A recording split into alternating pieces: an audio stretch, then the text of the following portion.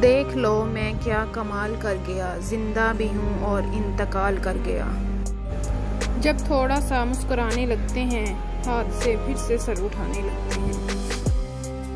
सुनो, वक्त एक सा नहीं रहता, वो खुद भी रोते हैं जो औरों को रुलाते हैं।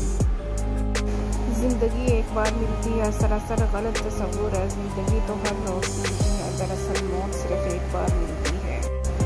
कुछ लोग ऐसे होते हैं कि जब इनसे ताल्लुकी इख्तियार की जाए तो इन्हें आपकी अहमियत और कदर कीमत का पता नहीं चलता।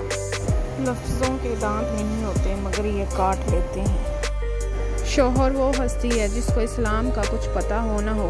ये ज़रूर पता होता है कि 4 शादियाँ करना इसका हक है। मैंने लोगों से मुतासिर होना छोड़ दिया क्योंकि लोग वो नहीं होते जो नज़र आते हैं। मरने के बाद जितनी ज़मीन बादशाह के पास होगी, इतनी ही फ़कीर के पास भी होगी।